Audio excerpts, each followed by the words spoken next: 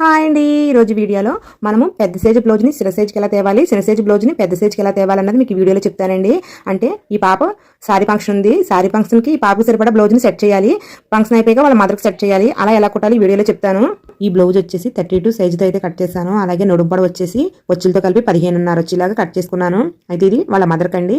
Mother బ్లౌజ్ని మనము పాపకి వాళ్ళ అమ్మాయికి సరిపెట్టాలన్నమాట. తర్వాత అంటే పాపకి సారీ ఫంక్షన్ కదా, సారీ ఫంక్షన్ అయిపోయిన తర్వాత మళ్ళీ మదర్కి సెట్ చేయాలి.